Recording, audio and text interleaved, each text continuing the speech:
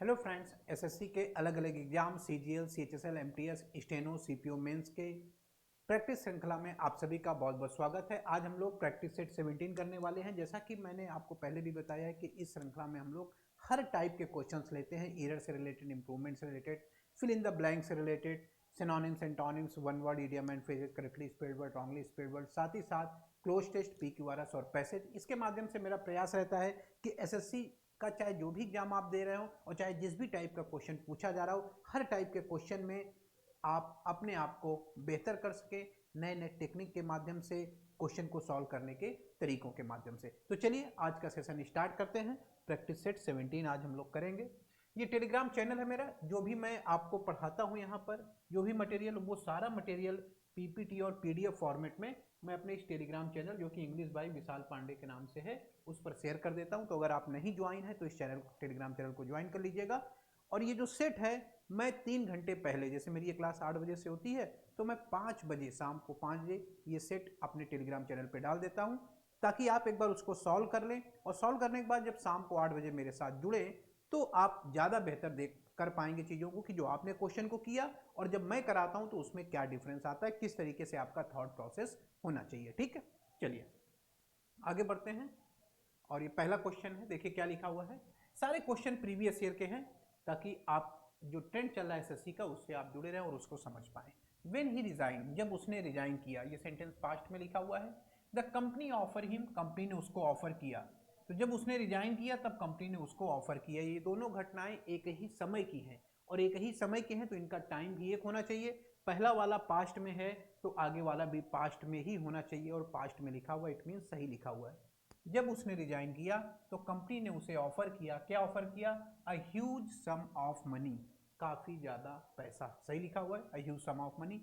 But he refuse, लेकिन उसने मना कर दिया, to agree to it, agree to something होगा नहीं, उसने मना कर दिया, सहमत होने से नहीं, उसने, भाई पैसा ऑफर किया गया ना, तो उस ऑफर को स्वीकार करने से उसने मना कर दिया। He refuse to agree to it ना होकर के he refuse to accept it होना चाहिए।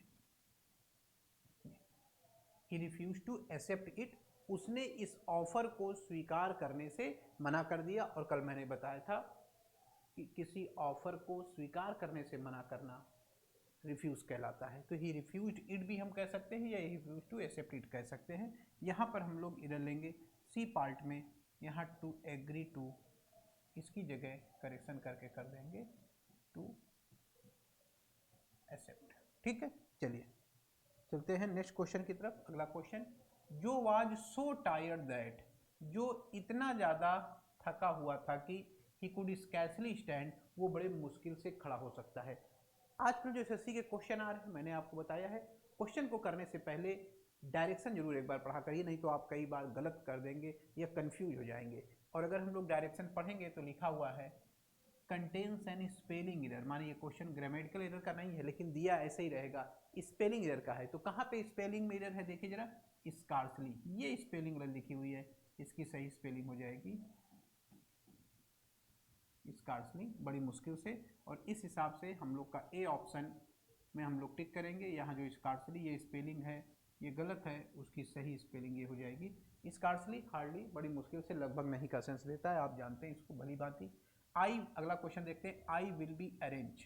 यहाँ देखिए विल बी के साथ अरेंज वर्ब की फर्स्ट फॉर्म, क्या ऐसा सही होगा? फिर मैंने बताया कि आज अभी जो एसएससी क्वेश्चन पूछ रही है, डायरेक्ट क्वेश्चन करने की बजाय एक बार डायरेक्शन जरूर पढ़ा करिए, नहीं तो गलतियां आपसे होंगी। क्या कह रहा है direction? The following sentence has an error in its tense. देखिए डायरेक्शन में एसएससी कह रही है, अभी इसी बात 2024 का क्वेश्चन है, मैंने लिया है यहाँ पर ताकि आप समझ पाएँ कि हाँ इस तरीके से भी हमें ध्यान देना है। करिए the following sentence has an error in tense, कि जो सेंटेंस है उसके टेंस में एरर है। Identify the error and select the correct sentence from the given option, माने जो उसका टेंस है वो सही नहीं है, टेंस में ही गड़बड़ी है। तो कहने का मतलब यह है कि पूरे सेंटेंस में माथापच्ची करने की आवश्यकता नहीं है। एसएससी आपको खुद बता रही है कि भाई टेंस गलत है, जो सही टेंस हो उसी को लेकर के टिक कर दीजिए जरा। तो देखिए जरा, इज के साथ वर्ब की फर्स्ट फॉर्म, इज के साथ वर्ब की फर्स्ट फॉर्म पॉसिबल नहीं है। वॉज के साथ वर्ब की फर्स्ट फॉर्म पॉसिबल नहीं है। वुड के साथ डायरेक्ट आईएनजी फॉर्म पॉसिबल नहीं है। तो ये तीनों जो कंस्ट्रक्शन है, वर्ब का बेसिक स्ट्रक्चर यहाँ पॉसिबल नहीं है, ये तीनों नहीं हो सकते। Will be arranging, will be के साथ वर्ब की फर्स्ट फॉर्म में आईएनजी, फ्यूचर कॉन्टिन्यूअस टेंस, और केवल यही एक ऐसा स्ट्रक्चर है वर्ब का जो कि ग्रामर के हिसाब से सही लिखा हुआ है, और इसलिए हम लोग आंसर कौन सा लेंगे, डी आंसर टिक कर देंगे। क्लियर है मेरी बात? ये आगे बढ़ते हैं अगले क्वेश्चन में। Mrs Gomati was that tired and weak that, इस चीज को ध्यान देना है। किसी एडजेक्टिव पर अगर हमें जोर देना है और जोर देने के बाद उसका क्या परिणाम आया, उसका क्या रिजल्ट आया, उसको हम बताते हैं दैट क्लॉज के माध्यम से। अगर हम बता रहे हैं इस तरीके से, तो इस पे जोर देने के लिए हम किसका यूज करते हैं, सो का। एक पैटर्न होता है किसी एडजेक्टिव पर जोर देना और आगे उसके परिणाम को बताना, किसके माध्यम से, दैट क्लॉज के माध्यम से, तो सो होगा। और सेम वही काम आप टू से भी कर सकते हैं, टू प्लस एडजेक्टिव, लेकिन इसके आगे आएगा टू प्लस वर्ब की फर्स्ट फॉर्म, ये कंस्ट्रक्शन आता है। यहाँ पर आप जोर देने के लिए टू प्लस एडजेक्टिव का यूज करते हैं और उसका जो परिणाम है वो टू प्लस वर्ब की फर्स्ट फॉर्म से बताते हैं। तो ये दोनों पैटर्न सेम सेंस में यूज किए जाते हैं, ध्यान दीजिएगा। और एक और स्ट्रक्चर है जो हम लोग सो में यूज करते हैं, वो स्ट्रक्चर क्या है, सो के साथ एडजेक्टिव और आगे एज टू प्लस वर्ब की फर्स्ट फॉर्म। ध्यान दीजिएगा, सो के साथ एडजेक्टिव जोड़ दिया गया और आगे क्या लिखा गया, एज टू प्लस वर्ब की फर्स्ट फॉर्म, और यहाँ क्या है, टू प्लस वर्ब की फर्स्ट फॉर्म। तो ये तीन पैटर्न हैं जिनको आपको ध्यान रखना है। इस पे ज़्यादातर पैटर्न बेस्ड क्वेश्चन पूछे जाते हैं। ये पैटर्न क्या होता है, किसी चीज़ पे आप जोर देते हैं और इम्फेसिस देते हैं और आगे उसका रिजल्ट बताते हैं। She is so weak that she can not run, वो इतनी कमजोर है कि वो दौड़ नहीं सकती। तो सी इज सो वीक, वीक पे हमने इम्फेसिस किया, जोर दिया, और उसका रिजल्ट क्या है कि सी कैन नॉट रन, वो दौड़ नहीं सकती है। इस चीज को ध्यान दीजिएगा। तो चलिए आते हैं वापस अपने क्वेश्चन में। पैटर्न करा, Mr Gomati was that tired and weak that she could scarcely walk, वो बड़ी मुश्किल से चल सकती हैं। आगे दैट क्लॉज लिखा हुआ है, और जब आगे दैट क्लॉज होता है तो एडजेक्टिव पर जोर देने के लिए किसका यूज करते हैं, सो का। तो यहाँ पर दैट टायर्ड एंड वीक ना होकर के सो टायर्ड एंड वीक होगा, यहाँ दैट की जगह सो कर लेंगे, ये वाला कंस्ट्रक्शन यूज होगा। इधर भी हम लोग बी पार्ट में लेंगे, यहाँ पर दैट है, वहाँ करेक्शन करेंगे, सो कर लेंगे, so tired and weak. Clear है पॉइंट, आप समझ गए होंगे इस क्वेश्चन को। आगे बढ़ते हैं, लेकिन ये पैटर्न जो तीन मैंने बताए हैं इनको जरूर याद रखिएगा, बड़ा इंपॉर्टेंट सेगमेंट है ये। अगला क्वेश्चन है, इंडिया हैज़ आइडेंटिफाइड, भारत ने आइडेंटिफाई किया है अ नोज बेस्ड वैक्सीन, एक ऐसी वैक्सीन जो आपको नाक में डालनी होती है। तो ऐसी वैक्सीन को हम लोग क्या होते हैं, जो नाक के सारे यूज होती है, नजल वैक्सीन बोला जाता है। तो सिंपल सरल, ऑरल तो कान से संबंधित हो गया, सेंस बेस्ड जो हम सेंस के आधार पे कर पाए, तो नोज बेस्ड वैक्सीन को क्या बोलते हैं, नजल वैक्सीन। ऑप्शन ए हो जाएगा। Next question, previous year has grow quite taller, sorry यहाँ लिखा हुआ है लावण्या वॉज हैप्पी, लावण्या खुश थी, टू सी दैट, यह देख करके कि, यहाँ की का सेंस आ रहा है, द ट्री माने पेड़, दे हैड प्लांटेड जो उन्होंने लगाए थे। सब्जेक्ट प्लस वर्ब का स्ट्रक्चर है, माने ये एक सेंटेंस लिखा हुआ है और ये सेंटेंस अपने पहले आने वाले इस नाउन के बारे में बता रहा है, और ये नाउन सब्जेक्ट की तरह यूज हो रहा है इस सेंटेंस में। इस बात को आपको समझना है। इस सब्जेक्ट की विशेषता बताने के लिए ये सेंटेंस लिखा गया है, ध्यान दीजिएगा। ये सेंटेंस इस सब्जेक्ट की विशेषता बता रहा है, और जब ये सेंटेंस खत्म हुआ, ये सॉरी अभी खत्म नहीं हुआ है, ये सेंटेंस आगे है, आगे तक, ये यहाँ तक, प्लांटेड द प्रीवियस ईयर, यहाँ तक है ये सेंटेंस। ये पूरा सेंटेंस था, ये अपने पहले आने वाले नाउन या सब्जेक्ट की विशेषता बता रहा है। जब ये खत्म हुआ तब इसकी देखिए ये वर्ब आई है, हैज़ ग्रो, ये वर्ब है किसकी, इस सब्जेक्ट की। तो अब आप देखिए क्या ये वर्ब सही लिखी हुई है, हैज के साथ वर्ब की फर्स्ट फॉर्म गलत है, ये पैटर्न गलत है। ज़्यादातर क्वेश्चन वर्ब के पैटर्न से रिलेटेड पूछे जा रहे हैं। हैज के साथ वर्ब की फर्स्ट फॉर्म गलत हो जाएगा। हैड के साथ देखिए वर्ब की फर्स्ट फॉर्म V1, ये लिखा हुआ ये भी गलत हो जाएगा। ये दोनों आंसर इसलिए गलत हैं क्योंकि यहाँ वर्ब का जो पैटर्न है वो गलत है। अब दो ऑप्शन हमारे पास बचे, हैड ग्रोन क्वाइट टाल, had grown quite tallest. Tallest superlative degree है, इसका यूज हम तब करते हैं जब कई में से किसी एक को सबसे बेहतर या खराब बताना होता है। यहाँ का कोई तुलना किसी से की नहीं जा रही है, सिंपल भाव है कि जो वो खुश थे देख करके कि जो पेड़ उन्होंने लगाया था वो काफी बड़ा हो गया है। तो यहाँ कोई कंपेरिजन का भाव नहीं है, there is no such comparison that we can use tallest. यहाँ कोई इस टाइप का कंपेरिजन नहीं है कि हम टालेस्ट यानी सुपरलेटिव डिग्री का यूज करें, तो इस हिसाब से पॉजिटिव डिग्री ही लेना ज़्यादा सही रहेगा। क्लियर हो गया?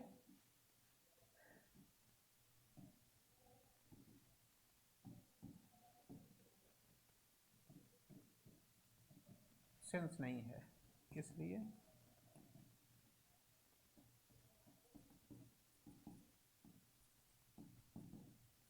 इसलिए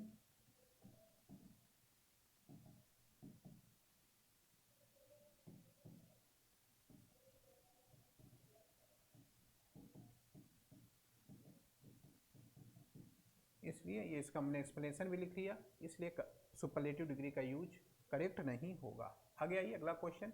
द चाइल्ड इज क्राइंग, बच्चा चिल्ला रहा है, बिकॉज क्योंकि सी कांट फाइंड हर मदर, क्योंकि वो अपनी माँ को नहीं ढूंढ सकता है। यहाँ पर हमें इम्प्रूवमेंट करना है। सबसे पहले देखें, पहले तो आप ये देखिए, ये सेंटेंस प्रेजेंट में है क्योंकि वो अपनी माँ को नहीं ढूंढ सकता है, इसलिए वो क्या कर रहा है, चिल्ला रहा है। ये घटना इसके साथ की है क्योंकि माँ उसकी नहीं मिल रही है इसलिए चिल्ला रहा। दोनों एक ही समय की बातें हैं। अगर ये प्रेजेंट में है तो इसी समय की ये भी घटना प्रेजेंट में ही होगी। इसका मतलब द चाइल्ड वर क्राइंग, ये तो गलत है। बच्चा चिल्ला चुका है, ये सेंस बनेगा नहीं, ये भाव नहीं है, यहाँ सेंस सही नहीं है, सेंस सही नहीं है क्योंकि माँ नहीं मिल रही तो चिल्ला चुका नहीं बल्कि चिल्ला रहा है, ये ज़्यादा सही होगा। अ चाइल्ड होगा या द चाइल्ड होगा, अ चाइल्ड और द चाइल्ड में अंतर है। अगर कोई चीज़ फिक्स होती है तो उसके लिए हम लोग द का यूज करते हैं, कोई चीज़ निश्चित नहीं होती तो उसके लिए हम लोग अ का यूज करते हैं। क्या है सेंटेंस का भाव? चूंकि माँ नहीं मिल रही है इसलिए बच्चा चिल्ला रहा है। ये कौन से बच्चे की बात हो रही है? ये किसी बच्चे की बात नहीं हो रही है, ये उस पर्टिकुलर बच्चे की बात हो रही है जिसकी माँ नहीं मिल रही है और जो चिल्ला रहा है। तो यहाँ पर जो बच्चा है वो डेफिनिट हो जा रहा है क्योंकि वो बच्चा चिल्ला रहा है जिसकी माँ नहीं मिल रही है। तो जैसे ही कोई नाउन बोलने वाले या समझने वाले के सेंस में निश्चित हो जाता है, फिक्स हो जाता है, डेफिनिट हो जाता है, वहां पर हम उसके पहले द लगाते हैं। जैसे उदाहरण के तौर पे इसको ऐसे समझिए, प्रिंसिपल ने प्यून से कहा, principal ask the peon to ring a bell या द बेल। मैं एग्जांपल लिख रहा हूं, द प्रिंसिपल, ये एसएससी का ही क्वेश्चन है, the principal ask the peon to ring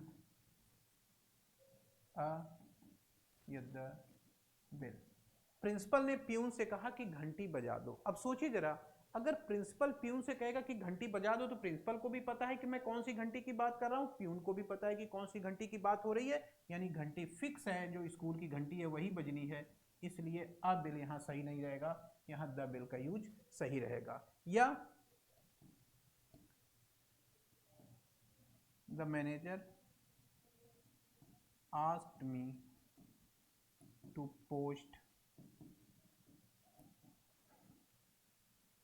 manager ने मुझसे कहा लेटर को पोस्ट करने के लिए। तो कौन सा लेटर, ये उसको पता है, अ नहीं सही होगा, द सही होगा। तो उसी तरीके से यहाँ पर बच्चा फिक्स है इसलिए द चाइल्ड लेना ज़्यादा सही होगा, और द चाइल्ड ज़्यादा सही होगा तो इसलिए हम लोग का ऑप्शन हो जाएगा नो इम्प्रूवमेंट। अगला क्वेश्चन देखते हैं। The roof is being held up over two stone pillar.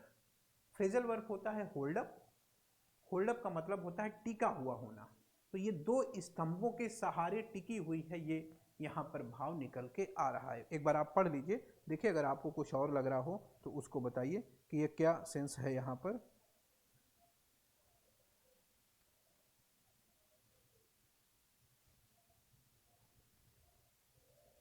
ठीक है, तो होल्ड अप का मतलब होता है सपोर्ट।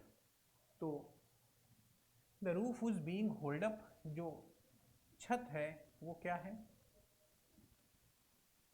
टिकी हुई है, हेल्ड अप हो जाएगा phrasal verb. Hold up on, hold up on होता नहीं है इसलिए गलत है। हेल्ड एबो नहीं होता, होल्ड ये भी गलत है। होल्ड अप ये आपकी होती है होल्ड अप, मतलब टू सपोर्ट आर लिफ्ट। किसी चीज के सहारे कोई चीज अगर टिकी हुई है तो उसको हम लोग होल्ड अप यूज करते हैं वहां पर फ्रेजल वर्ब को, ठीक है। तो कहने मतलब किसी चीज के सहारे टिका हुआ होना। तो जो छत है इज हेल्ड अप, ये टिकी हुई है by 2 stone pillar, 2 stone pillar के सहारे। तो इस हिसाब से ऑप्शन क्या ज़्यादा सही हो जाएगा, डी, कि ये छत 2 स्टोन पिलर के सहारे टिकी हुई है। नेक्स्ट क्वेश्चन में आइए। The purpose of the coaching was to identify the talented player. Talented player को आइडेंटिफाई करना इस कोचिंग का मुख्य उद्देश्य है। मेन पर्पज, यहाँ पे मेन होगा, यही सेंस निकल के आएगा कि कुछ इस कोचिंग का मुख्य उद्देश्य टैलेंट प्लेयर को आइडेंटिफाई करना है। तो यहाँ पर मुख्य का सेंस है और मुख्य की इंग्लिश मेन होगी। सिंपल क्वेश्चन है, आप कर लेंगे। आगे आइए। हैव यू एवर ट्राइड, क्या आपने कभी प्रयास किया है, to order in a restaurant, एक रेस्टोरेंट में कैबेज को ऑर्डर करने का। क्या होता है कैबेज की सही स्पेलिंग, ये भी कहीं स्पेलिंग से रिलेटेड वर्ड है। कैबेज माने पात गोभी या पत्ता गोभी हम लोग बोलते हैं। क्या सही स्पेलिंग होती है, CABBAGE, यही ऑप्शन हो जाएगा। सिंपल क्वेश्चन है कि क्या आपने किसी रेस्टोरेंट में, यहाँ देखिए अ रेस्टोरेंट माने किसी रेस्टोरेंट में, ये कोई पर्टिकुलर रेस्टोरेंट नहीं है, कोई भी रेस्टोरेंट जहाँ आप खाने गए हैं, क्या आपने कभी ऑर्डर किया है, ऑर्डर समथिंग होता है, कैबेज यहाँ पर हो जाएगा। एवर, एवर देखिए एडवर्ब है, एवर ट्राइड, क्या कभी आपने ट्राई किया है, इस चीज को समझिएगा। नेक्स्ट, डायरेक्ट इनडायरेक्ट का से रिलेटेड क्वेश्चन है। सेंटेंस मैंने बताया डायरेक्ट इनडायरेक्ट में हम क्वेश्चन को पढ़ते हैं और क्वेश्चन के साथ जो आंसर दिया गया है चारों ऑप्शन को एक साथ देखते हैं, यही हमारी टेक्निक होनी चाहिए। तो जैसे आपने क्वेश्चन को देखा, she told the villagers that she would not rest, ये बस मेन चीज, बाहर की वर्ब, कंजंक्शन, अंदर की वर्ब। अब आ जाइए जरा सेंटेंस में, चारों सेंटेंस एक साथ देखिए। ये देखिए वुड नॉट, यहाँ भी वुड नॉट लिखा हुआ है, यहाँ भी वुड नॉट लिखा हुआ है। तो अगर ये क्वेश्चन आपका इनडायरेक्ट में है, अगर इनडायरेक्ट में वुड नॉट है तो डायरेक्ट में विल नॉट होना चाहिए। तो ये भी गलत और ये भी गलत, विल नॉट, विल नॉट। अब इसमें तो सब्जेक्ट लिखा ही नहीं है, केवल विल नॉट लिखा हुआ है और इसमें सब्जेक्ट सी लिखा हुआ है, तो यानी सी होना चाहिए। इसका मतलब ये भी ऑप्शन आपका गलत है। सिर्फ कौन सा ऑप्शन सही हो जाएगा, बी। इस हिसाब से बड़े आसानी से हम लोग टिक कर देंगे 11th का बी ऑप्शन। क्लियर है ये पॉइंट। चलिए आगे बढ़ते हैं। अगला क्वेश्चन एक्टिव पैसिव का है। The politician speech was loudly cheered, यहाँ वर्ब है वाज चीयर्ड। मैंने बताया था एक्टिव वाइज पैसिव वाइज के क्वेश्चन में पहला फोकस आपका वर्ब पे होना चाहिए। आपने वर्ब देखा, वॉज के साथ वर्ब की थर्ड फॉर्म। पैसिव वॉइस है पास्ट इंडेफिनिट टेंस का, इसको जब एक्टिव वॉइस में बदलेंगे, ये आपका पैसिव हो गया, इसको जब हम एक्टिव में बदलेंगे तो ये बनेगी वर्ब की सेकेंड फॉर्म। तो देखिए केवल चीयर्ड कहाँ लिखा हुआ है, यहाँ तो चीयर है, ये नहीं हो सकता। ये वाज लाउडली चीयर्ड वही लिखा हुआ है, ये भी नहीं हो सकता। हैड बीन चीयर्ड लिखा हुआ है, ये भी नहीं हो सकता। केवल चीयर्ड लिखा हुआ है, तो केवल वर्ब से मिलाएंगे और इस तरीके से हम लोग का आंसर क्या हो जाएगा, सी। समझ गए। डायरेक्ट इनडायरेक्ट में क्या टेक्निक हम लोग अपना रहे हैं, चारों चीजों को एक साथ देखते हैं और जहां डिफरेंस आता है उसी के आधार पे गलत आंसर को हटाते हैं और सही आंसर टिक कर देते हैं। एक्टिव पैसिव में क्या कर रहे हैं, वर्ब को देख रहे हैं, वर्ब का ही एक्टिव या पैसिव सोच रहे हैं, आंसर में आ रहे हो, जिस आंसर में दिया हुआ है उस आंसर को टिक कर दे रहे हैं। ठीक है, चलिए नेक्स्ट क्वेश्चन की तरफ चलते हैं। ये क्वेश्चन रीअरेंजमेंट ऑफ सेंटेंसेस से संबंधित है। पढ़ते हैं क्वेश्चन। अलग अलग टाइप के क्वेश्चन रीअरेंजमेंट ऑफ सेंटेंसेस से पूछे जाते हैं और आपको ये ध्यान रखना है कि जिस टाइप का क्वेश्चन पूछा गया है उसके हिसाब से हमारी जो टेक्निक है, ये क्वेश्चन को सॉल्व करने का जो हमारा थॉट प्रोसेस है वो चेंज हो जाना चाहिए। जैसे फॉर एग्जांपल हम लोग ऐसे क्वेश्चन देखते हैं जिसमें स्टार्टिंग और लास्ट का सेंटेंस नहीं दिया गया है, तो उसमें हम सोचते हैं जब सेंटेंस को पढ़ते हैं कि भाई कौन सा सेंटेंस हमारा शुरुआती सेंटेंस हो सकता है, ये थॉट प्रोसेस में हमारे रहता है। लेकिन जैसे इस क्वेश्चन को अगर हम लोग देखें तो यहाँ S1 और S6 माने स्टार्टिंग का सेंटेंस और लास्ट का सेंटेंस दिया हुआ है, तो यहाँ पर आप क्वेश्चन को करते समय ये नहीं सोचेंगे कि भाई स्टार्टिंग का ये है या लास्ट का क्या होगा। ऐसे क्वेश्चन को कैसे टैकल करना है, माने वो क्वेश्चन जिसमें पहला और लास्ट दिया होता है उसको कैसे करते हैं। उसमें देखिए सबसे सिंपल जो तरीका है, अगर फर्स्ट और लास्ट दिया हुआ है तो इसका मतलब ये है कि ये जो कहानी है पी क्यू आर एस की, उसका शुरुआत और अंत आपको दिया गया है। तो आपके लिए बेहतर होगा कि आप पूरे सेंटेंस को एक साथ पढ़ें। ऐसा इससे बेहतर है कि आप पहले पहला वाला पढ़ें और लास्ट वाला पढ़ें, और पहला और लास्ट को पढ़ करके माइंड में सेट करने की कोशिश करें। क्या कि भाई पहला पढ़ लिया तो हमें चीजों की शुरुआत पता चल गई, और लास्ट वाला पढ़ा तो हमें चीजों का अंत पता चल गया। तो जब हमें स्टार्टिंग पॉइंट और एंडिंग पॉइंट दोनों पता चल जा रहे हैं, तो बीच में जो लिखा हुआ है वो कहानी है, बस स्टोरी है। और जब हम बीच वालों को पढ़ेंगे तो दो चीजें माइंड में लेके चलेंगे। मेरी बात समझ पा रहे हैं? मैंने क्या बताया, अगर फर्स्ट और लास्ट दिया गया है तो सबसे पहले सबको एक तरफ से मत पढ़िए, पहले पहला वाला पढ़िए और लास्ट वाला पढ़िए। पहला और लास्ट जब पढ़ेंगे तो आपके माइंड में उस पिक्चर की शुरुआत और अंत दोनों क्लियर हो जाएगी। अब आप ABCD या PQRS जो भी दिया है उसको पढ़ना स्टार्ट करिए। और पढ़ते समय क्या सोचिएगा, दो बातें, कि ये जो सेंटेंस मैं पढ़ रहा हूं ये पहले वाले के करीब में है या लास्ट वाले के करीब में है। एक तो ये सोचना है पढ़ते समय कि ये जो मैं पढ़ रहा हूं, रीड कर रहा हूं, ये सेंटेंस ये पहले वाले के करीब में है या लास्ट वाले के करीब में है। दूसरी बात जो आपने सोचनी है वो ये कि ये जो मैं सेंटेंस पढ़ रहा हूं ये इनमें से किसके पहले या किसके बाद में आएगा। यही दो बातें आप अपने माइंड में रख करके सेंटेंस को पढ़ेंगे। क्लियर हो गया कैसे करना है इस टाइप के क्वेश्चन को, जिसमें स्टार्टिंग और लास्ट दिया गया है, पहले स्टार्टिंग पढ़ा फिर लास्ट पढ़ा, उसके बाद जब बीच के सेंटेंस को पढ़ रहे हैं जो कि PQRS या ABCD के फॉर्म में दिए हुए हैं, तो पढ़ते समय सिर्फ ये सोचना है कि ये जो सेंटेंस मैं पढ़ रहा हूं ये स्टार्टिंग से रिलेटेड है या लास्ट से रिलेटेड है, या फिर ये सेंटेंस किसके आगे या पीछे आ सकता है। इतने थॉट प्रोसेस को लेकर के अगर आप पढ़ेंगे तो बड़ी इजीली आप चीजों का आंसर निकाल लेंगे। चलिए यहाँ देखिए हम लोग इसको ट्राई करते हैं। इस पे लिखा हुआ है सानिया आस्क्ड पीयूष, सानिया ने पीयूष से पूछा how he had fared in the examination the week before, कि एक हफ्ते पहले होने वाला, जो एक सप्ताह पहले जो परीक्षा हुई थी उसमें वो क्यों डरा, कैसे डर गया था। हाउ ही हैड फेयर्ड, वो क्यों इतना डरा हुआ था। चलिए छठा क्या करा है, she knew Piyush was a hard working boy, वो जानती थी कि पीयूष एक मेहनती लड़का है, एंड वो डेफिनेटली क्लियर द एग्जाम, और निश्चित तौर पर वो एग्जाम क्लियर कर लेगा। तो पहले सेंटेंस में सानिया ने पीयूष से पूछा है एग्जाम से पहले उसके डर के बारे में, और छठे में सानिया का ये बिलीव है कि ये मेहनती लड़का है और एग्जाम क्लियर कर लेगा। इसके बीच की घटनाएं दी गई है, चलिए पढ़ते हैं। लिखा हुआ पीयूष देन रिक्वेस्टेड, पीयूष ने तब रिक्वेस्ट किया सानिया से not to talk about it, कि इसके बारे में बात ना करे। किसके बारे में बात ना करे, फियर से रिलेटेड पॉइंट है, यानी सेंटेंस ए जो है वो पहले वाले के करीब में है। करीब में होने का मतलब मैं ये नहीं कह रहा हूं कि इसके तुरंत बाद आएगा, कहने का मेरा मतलब है कि इसी की तरफ है, डी वाले की, लास्ट वाले की तरफ नहीं है। पीयूष सेड दैट, पीयूष ने कहा कि ही हैड डन वेरी बैडली, उसने बहुत खराब किया है, एंड वाज आफ्रेड दैट, और डरा हुआ है कि he would not clear the examination, कि वो परीक्षा को क्लियर नहीं कर पाएगा। ये भी कहीं न कहीं फियर से रिलेटेड पॉइंट है। सानिया एक्सक्लेम्ड दैट, सानिया ने आश्चर्य के साथ कहा कि his was his foolish fair, उसका जो भय है वो मूर्खतापूर्ण है। This was his foolish fair, उसका जो फियर है, डर है, वो मूर्खतापूर्ण है। ये भी फियर से करीब में जा रहा है। और डी कह रहा है Sania wanted to know, Sania जानना चाहती थी the reason for this request, इस रिक्वेस्ट का रीजन। अब देखिए जैसे ही आप सेंटेंस हमारे काम का मिलेगा हम रुक जाएंगे। दिस रिक्वेस्ट लिखा हुआ है, आप कोई सेंटेंस पढ़ रहे हैं, किसी सेंटेंस में दिस दैट दीज दोज करके कोई नाउन लिखा हुआ है, सच या सेम करके कोई नाउन लिखा हुआ है। अगर किसी सेंटेंस में दिस दैट करके, दिस दोज करके कोई नाउन है, सच या सेम करके नाउन है, वो आपके लिए बड़ा इंपॉर्टेंट सेंटेंस है। जैसे मैंने कहा दिस बॉय, ये लड़का, तो कौन सा लड़का, इसका मतलब कोई न कोई सेंटेंस होगा जिसमें उस लड़के की चर्चा हुई होगी, और वो सेंटेंस इस वाले सेंटेंस से पहले आएगा।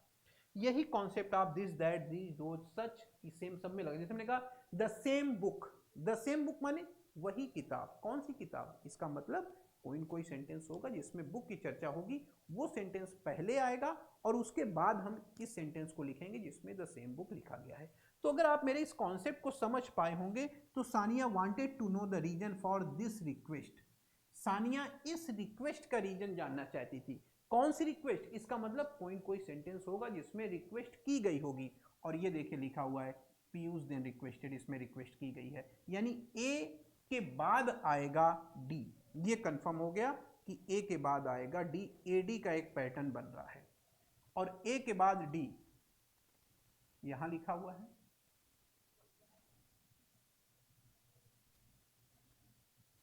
और ए के बाद डी यहाँ लिखा हुआ है, तो यानी ये ऑप्शन आपका नहीं होगा और ये ऑप्शन नहीं होगा। दो आंसर आपके कट गए और बचे अब आपके दो आंसर। क्लियर हो रहा पॉइंट कि नहीं? दो आंसर कट गए और दो आंसर आपके बचे। कौन कौन से? ADCB और CBAD। अब समझिए मेरी बात, कैसे हम लोग करते हैं क्वेश्चन को। जैसे ही आप दो आंसर काटिए, जैसे दो आंसर कट गए आपके, AD होगा तो दो आंसर कट गए, और जैसे ही आप दो आंसर काटिए वैसे ही आप क्वेश्चन में जाने की बजाय आंसर को एनालिसिस करिए कि भाई आंसर में क्या है। तो आप देखें तो ये आंसर A से शुरू हो रहा है और ये आंसर आपका C से शुरू हो रहा है। तो आप ये डिसाइड करिए कि A से पहले के साथ A लिखना ठीक रहेगा या पहले के साथ C लिखना ज़्यादा रहेगा। सानिया ने पीयूष से पूछा कि क्यों वो एग्जाम से पहले इतना डरा हुआ था, और सानिया ने आश्चर्य के साथ कहा कि this was his foolish fear, ये उसका डर काफ़ी ज़्यादा, ये उसका जो डर है, this was his foolish fear, ये उसका डर सही नहीं है।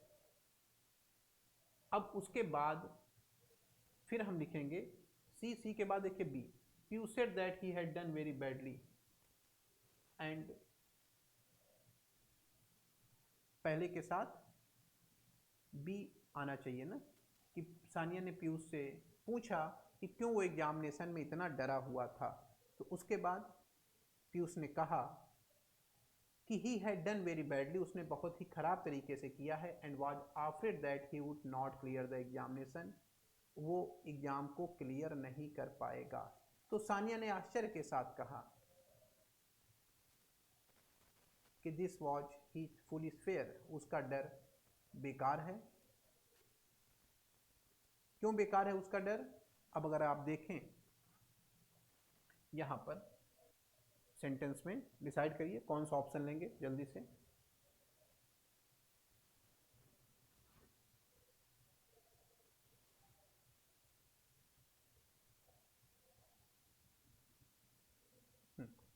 देखिए, तो अब मैंने आपको बताया जैसे कि अगर दो आंसर हमारे कट गए तो जो दो आंसर बचे हुए हैं उसी को आप नहीं कुछ कर पा रहे हैं तो उसी को मिला के पढ़ लीजिए, अपने आप क्लियर हो जाएगा।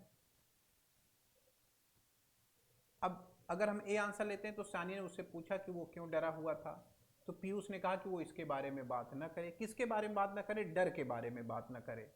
तो जाहिर सी बात है पीयूष देन रिक्वेस्टेड, पीयूष ने तब रिक्वेस्ट किया, उसके बाद रिक्वेस्ट किया। ये ध्यान दीजिएगा, देन रिक्वेस्टेड माने उसके बाद रिक्वेस्ट किया, इसका मतलब इसके पहले उसने कुछ कहा होगा, उसके बाद उसने रिक्वेस्ट किया कि भाई इसके बारे में बात न की जाए। कहने का मतलब ये है कि जो बी है, बी के बाद ही ए आएगा, कि पीयूष ने कहा कि उसका एग्जाम बहुत खराब हुआ है और फिर उसने रिक्वेस्ट किया कि वो इसके बारे में बात न करे, यानी बी के साथ ए रहेगा।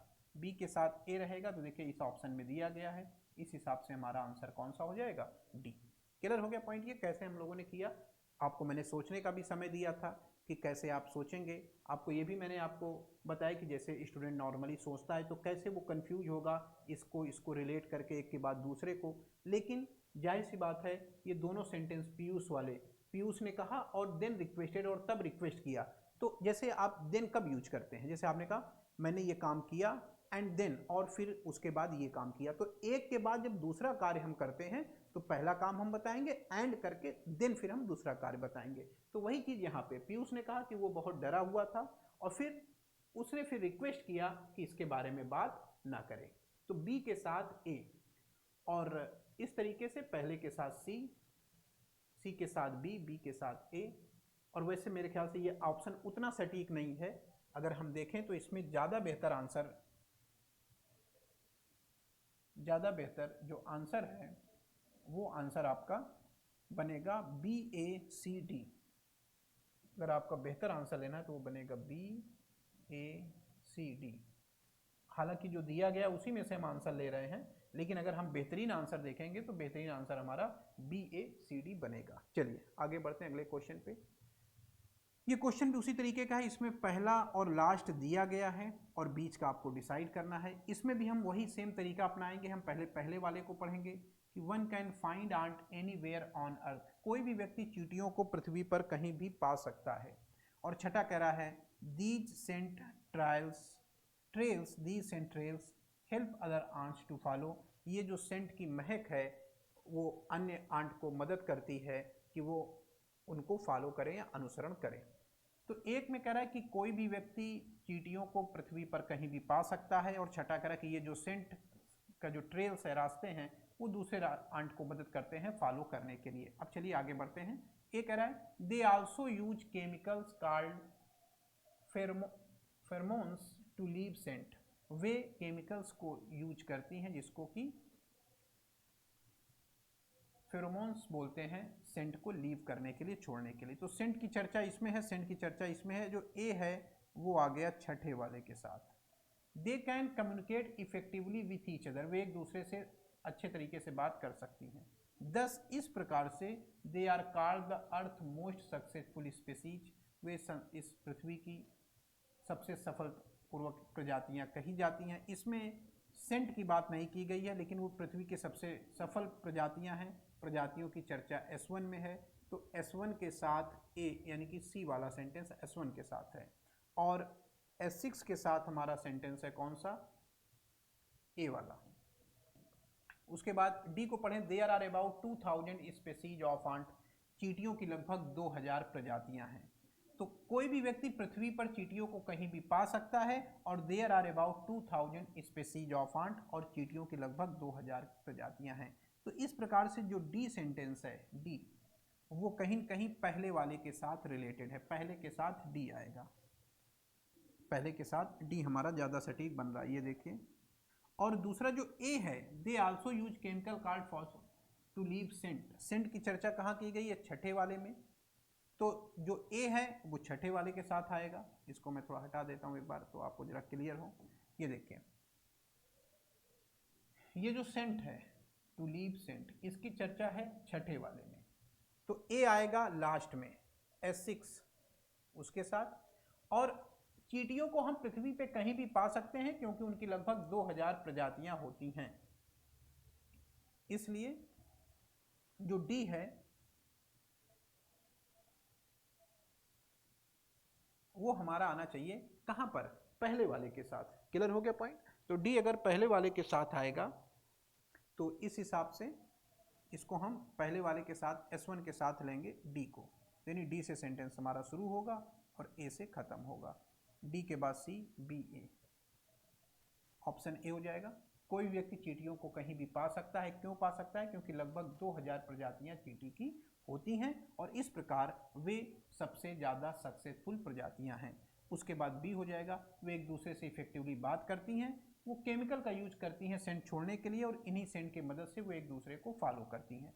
ए लास्ट में जाएगा, डी शुरुआत में आएगा, क्योंकि जो डी में लिखा हुआ है वो पहले के बारे में बता रहा है, और जो ए में लिखा हुआ है वो छठे के बारे में बता रहा है। तो इस हिसाब से हम लोग सेट करेंगे, आंसर हमारा ए हो जाएगा। नेक्स्ट क्वेश्चन में आते हैं। अगला क्वेश्चन, क्लियर हो गया पॉइंट ये कि कैसे हमें करना है, जिसमें फर्स्ट और लास्ट दिया होता है। ठीक है, दो क्वेश्चन मैंने उस टाइप के कराए। अब ये जो क्वेश्चन हमारा है, इसमें फर्स्ट और लास्ट नहीं दिया गया है, ABCD करके दी गई है। तो ABCD वाले क्वेश्चन में हम पढ़ते समय ये ध्यान रखते हैं कि कौन सा सेंटेंस हमारा स्टार्टिंग हो सकता है और कौन सा सेंटेंस किसके बाद आ सकता है। यही दो बातें लेके पढ़ते हैं। तो चलिए देखते हैं इसको। लिखा हुआ है, changes in the nature of light are brought on by Raman effect. प्रकाश के नेचर में जो बदलाव है वो रमन इफेक्ट के द्वारा लाया गया। ये इसमें इसके द्वारा इसकी चर्चा की गई। ठीक है, फिर बी कह रहा है, इट एग्जामिन्स, ये एग्जामिन करता है, हाउ लाइट बिहेव्स, कि कैसे जो प्रकाश है वो व्यवहार करता है। How light behaves when it passes through a solid liquids or gases transparent media, कि जब ये किसी लिक्विड से, किसी सॉलिड से या किसी ट्रांसपेरेंट मीडिया से होकर के गुजरता है। इट एग्जामिन्स, यह एग्जामिन करता है। तो कौन सी चीज एग्जामिन करती है, इसका मतलब कोई न कोई चीज ऐसी होगी जो एग्जामिन करेगी, जिसके बाद जिसमें इसकी चर्चा की गई होगी। यानी ये सेंटेंस, एक मिनट राष्ट्रगान हो जा रहा है, रुक जाते हैं।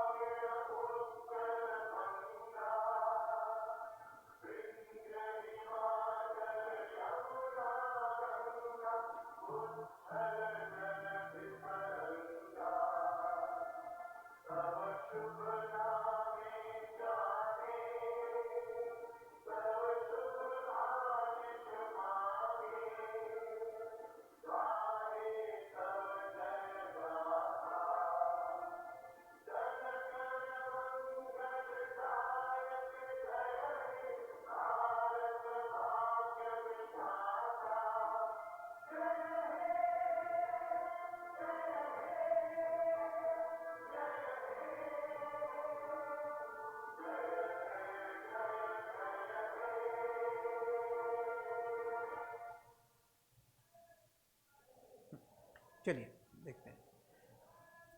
तो हम लोग ये बात कर रहे थे कि ये एग्जामिन करता है कि कैसे लाइट बिहेव करता है जब वो किसी सॉलिड से, लिक्विड से या गैस ट्रांसपेरेंट मीडिया से गुजरता है।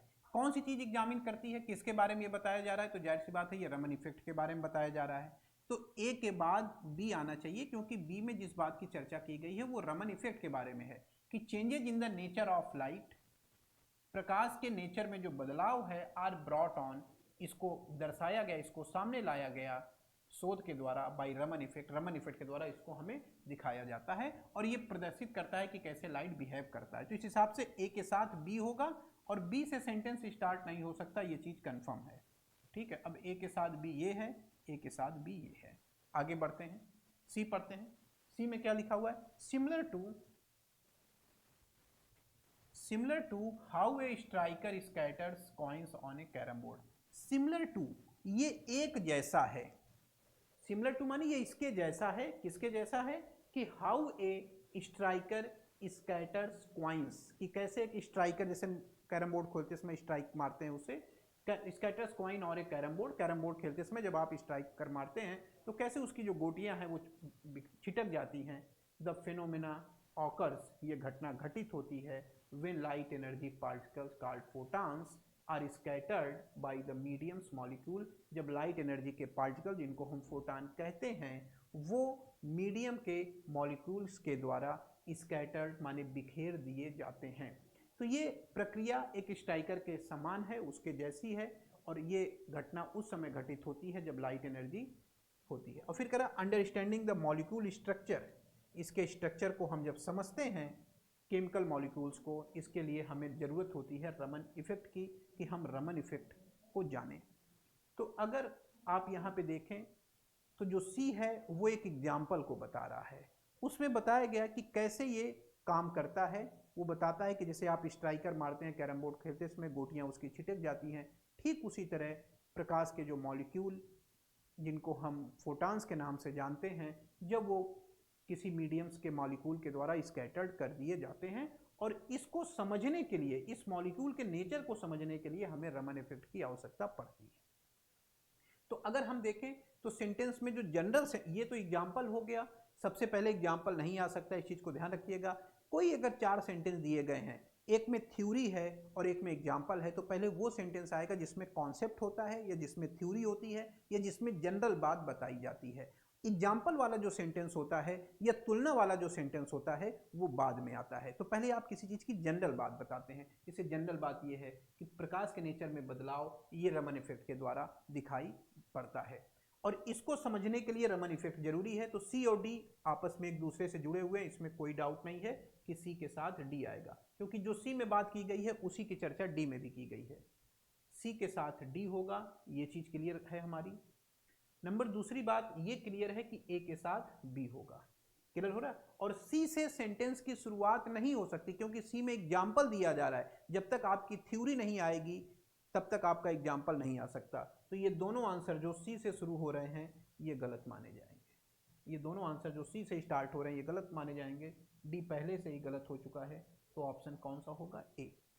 तो कई चीजें हैं यहाँ पर जिससे हम मिला सकते हैं। हम ये भी मिला सकते हैं कि सी के साथ डी होगा, हम ये भी मिला सकते हैं कि बी से सेंटेंस शुरू नहीं होगा, सी से नहीं शुरू होगा। क्यों? क्योंकि सी उदाहरण दे रहा है किसी चीज का, कि भाई जिस घटना के बारे में हमने बताया, जैसे मैंने कहा कि भाई सत्य की हमेशा विजय होती है, फिर उसके बाद मैंने कहा कि ये ठीक उसी तरीके से है जैसे महात्मा गांधी के सत्य के प्रयोग के द्वारा विजय प्राप्त हुई, या कुछ और मैं एग्जाम्पल दूं। तो इस चीज को आपको समझना है कि कोई जनरल बात होती है या फिर कोई सिद्धांत या थ्योरी होती है, उसको हम पहले लिखते हैं। उसके मिलते जुलते जो बातें या उसकी तुलना करने के लिए जिन चीज़ों को हम लिखते हैं, तो तुलना वाले सेंटेंस या उदाहरण वाले सेंटेंस हमेशा बाद में लिखे जाते हैं, और इसीलिए हम लोग सी से सेंटेंस को स्टार्ट नहीं कर सकते। तो मेरे ख्याल से ये कॉन्सेप्ट आप समझ पाए होंगे, और आगे जो क्वेश्चन तमाम एसएससी ने पूछे हैं उनकी प्रैक्टिस करते समय या क्वेश्चन को एग्जाम में सॉल्व करते समय इसको अप्लाई कर पाएंगे। ठीक है, आगे बढ़ते हैं। अगला क्वेश्चन इडियम से रिलेटेड है। Make waves. मेक वेव्स का मतलब होता है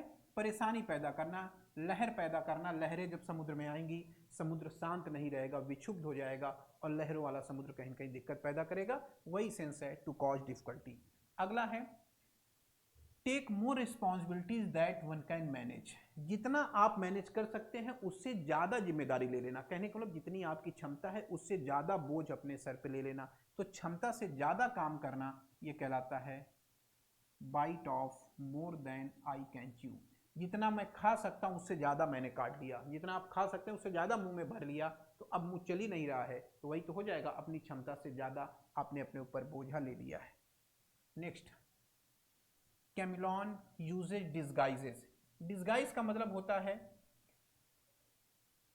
कैमिलियन का मतलब गिरगिट, डिस्गाइज का मतलब होता है रंग बदलना, छद्म रूप धारण कर लेना, लोगों को धोखा दे देना, भ्रम में डाल देना। और इस हिसाब से इसका सिनोनिम्स होता है कैमोफ्लेज, भेष बदलना,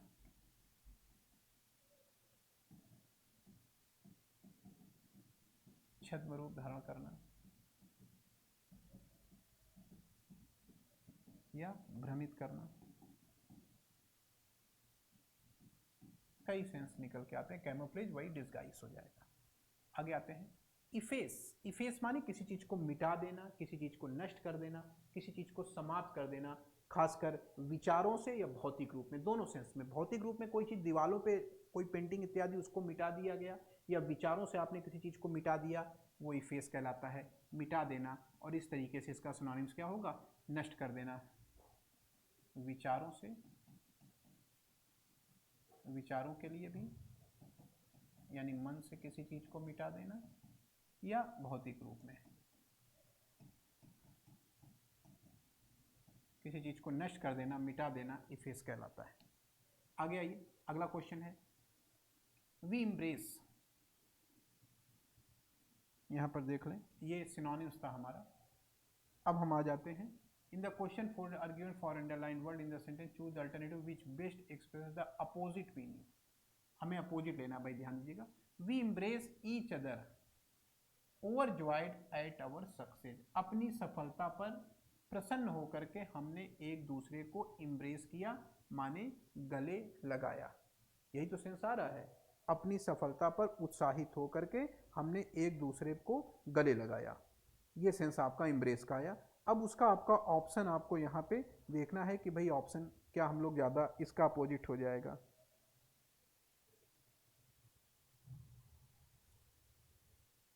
देखिए, वी इम्ब्रेस, इम्ब्रेस के दो सेंस होते हैं। देखिए, अगर हम लोग इम्ब्रेस वर्ड को बात करें, इम्ब्रेस का मतलब एक तो गले लगाना, और दूसरा होता है स्वीकार, अब to accept, to accept an idea, believe, principal,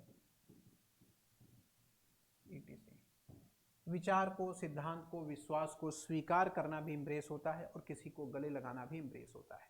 तो इस हिसाब से अगर हम लोग देखेंगे, क्रेडल, क्रेडल का भी मतलब होता है गले लगाना, ये इसका सिनोनिम्स है।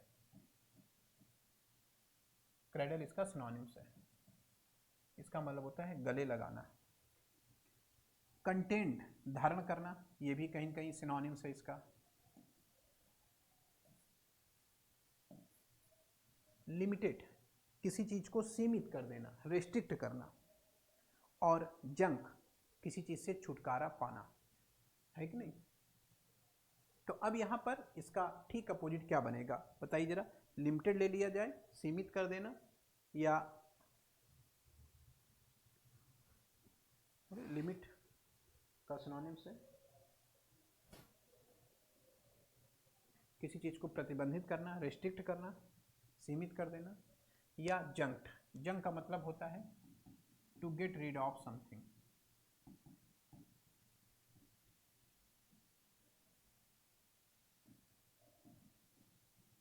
To get rid of something, किसी चीज से छुटकारा पाना। और लिमिटेड का जो सिनोनिम्स है वो हो जाएगा रेस्ट्रिक्टेड, रेस्ट्रिक्टेड इसका सिनोनिम्स हो जाएगा, ठीक है, लिमिटेड का। तो हमने सफलता पर ओवरजॉय होकर के एक दूसरे को गले लगाया, तो गले लगाया उसका अपोजिट लिमिटेड। लिमिटेड का मतलब हो जाता है सीमित करना किसी चीज को, रेस्ट्रिक्ट कर देना, हमने प्रतिबंधित कर दिया। या उस जंक हो जाएगा एक दूसरे से छुटकारा पाना, यानी किसी चीज से छुटकारा पाना। तो यानी किसी चीज़ से छुटकारा पाने का सेंस तो है नहीं। Then I to photograph of Tenzing holding aloft the flags of Great Britain, Nepal and United Nations and India. फिर मैंने उस फोटोग्राफ को ले लिया। तो किसी को गले लगाना, उसका अपोजिट यहाँ पे छुटकारा पाना तो हो नहीं सकता, क्योंकि अगर इस सेंस में होता, इस सेंस में इसका अपोजिट जंक ले लेते, लेकिन यहाँ पर चूंकि गले लगाना है तो किसी को कोई काम आगे बढ़ने से रोक देना, रिस्ट्रिक्ट कर देना कि नहीं मेरे पास मत आओ, मुझसे दूर रहो। तो यहाँ पर लिमिटेड ज़्यादा सटीक इसका अपोजिट हो जाएगा। नेक्स्ट क्वेश्चन 21, हर सार्केस्टिक कमेंट। सार्केस्टिक का मतलब ह्यूमरस,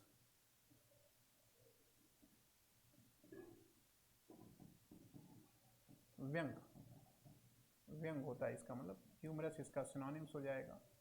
ह्यूमरस जो वर्ड है ये कहीं न कहीं इसका सिनोनिम्स है। ए ऑप्शन देखें, सार्डोनिक लिखा हुआ है, सार्डोनिक।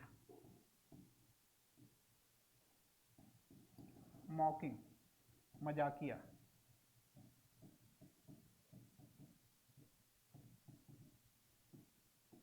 तो ये भी कहीं न कहीं सार्केस्टिक का सिनोनिम्स है कि नहीं।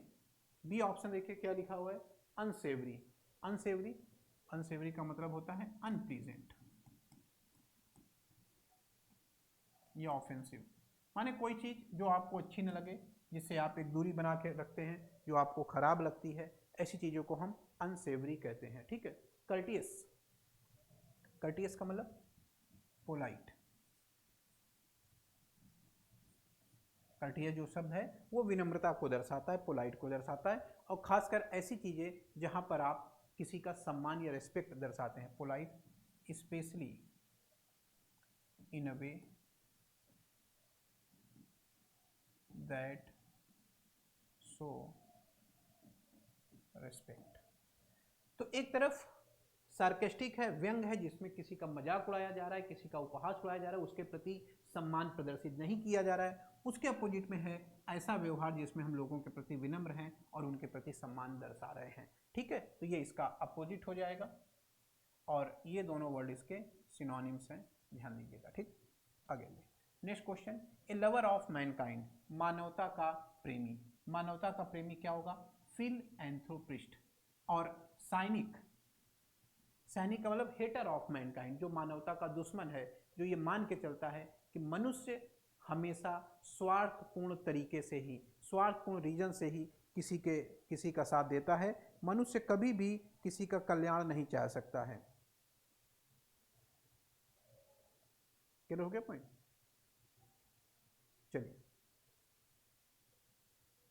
तो सैनिक वन, इसका कहीं तो लिख दूं, one who believes people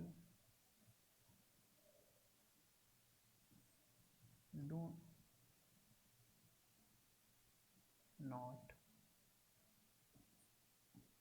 think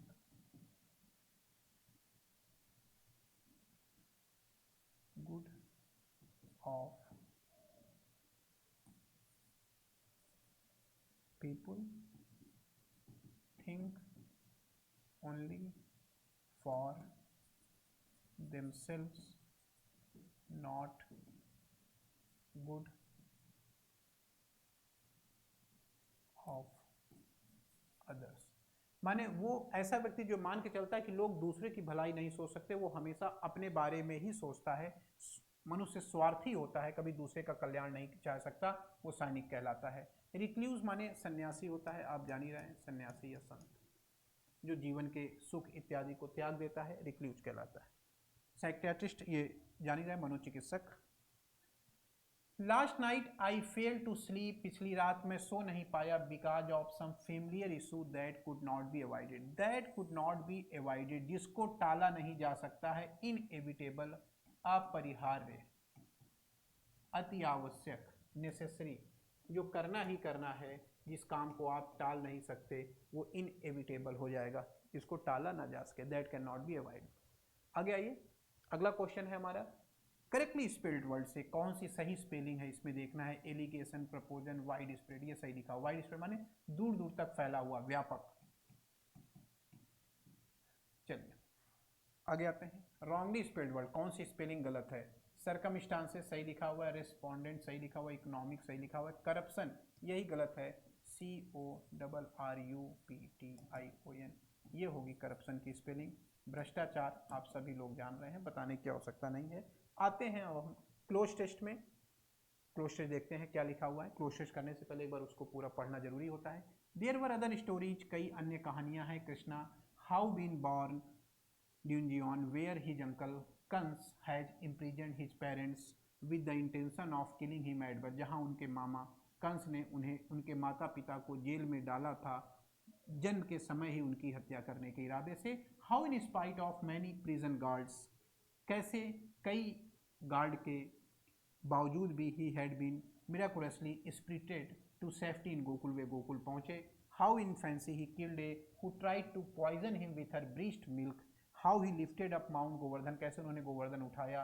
to shelter his people from that would have drowned him, उससे बचाने के लिए जो उनको डुबो देती। तो कुल मिला के भगवान श्री कृष्ण की कहानी बचपन से लेकर के थोड़ा सा और आगे तक दिया हुआ है।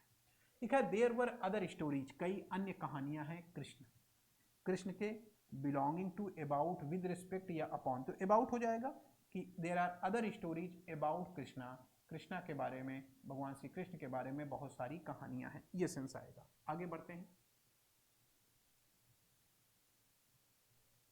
There other stories Krishna how be born in dungeon. अब वहां देखिए हाउ लिखा हुआ है, बीन बॉर्न लिखा हुआ, बीन के साथ थर्ड फॉर्म क्या होगा, हैव बीन, ही के साथ हैव, ये तो गलत हो गया। ही हैज, ही वॉज के साथ बीन नहीं आएगा, वॉज के साथ बीन लिखेंगे तो गलत हो जाएगा। तो ही हैज़ बीन और ही हैड बीन बॉर्न या हैज़ बीन बॉर्न। भाई श्री कृष्ण पैदा हुए थे, ये घटना आज की थोड़ी है, पास्ट की घटना है, तो हैज़ बीन ज़्यादा सही नहीं रहेगा, ज़्यादा सही हो जाएगा a option, how he had been, क्योंकि बाकी सेंटेंस भी देखिए पास्ट में ही चल रहा है। Kans had in present, past में ही सारे सेंटेंस लिखे हुए हैं। वर अदर स्टोरीज, तो हम इसको प्रेजेंट में नहीं ले सकते, हमें पास्ट में ही लेना पड़ेगा। चलिए यहाँ पर हैड बीन हो गया। How he had been born in a dungeon, वो वेयर हिज अंकल कंस, जहाँ उनके मामा कंस ने हैड इम्प्रीजन माने जेल में डाल देना, जेल में डाल दिया था उनके माता पिता को विद द इंटेंशन ऑफ, छोटा सा फ्रेज है मैं अंडरलाइन कर रहा हूँ आप नोट करिएगा, विद द इंटेंशन ऑफ, के इरादे से, किसके इरादे से, किलिंग हिम, उनको मारने के इरादे से, एट बर्थ, जन्म के समय ही, ये भी एक छोटा सा फ्रेज है ध्यान रखिएगा, एट बर्थ, जन्म के समय। How in spite of many prison guard, कई गार्ड के बावजूद, he had been miraculously spirited to safety in Gokul, कैसे वो अद्भुत या रहस्यमयी तरीके से सुरक्षित गोकुल में क्या हो गए, स्पिरिटेड क्या होगा, ये वर्ब है स्पिरिटेड, उसके साथ गॉन लिखेंगे, एक वर्ब के साथ दूसरी वर्ब गलत हो जाएगा। अराउंड आ सकता है, अवे आ सकता है, टुगेदर आ सकता है, तीनों प्रीपोजिशन है। कई जगह कॉमन सेंस लगाना होता है, जेल से गोकुल पहुंच गए, जेल से गोकुल पहुंच गए, कहीं कहीं ये दूरी का सेंस दे रहा है, इसलिए टुगेदर और अराउंड से बेहतर होगा अवे।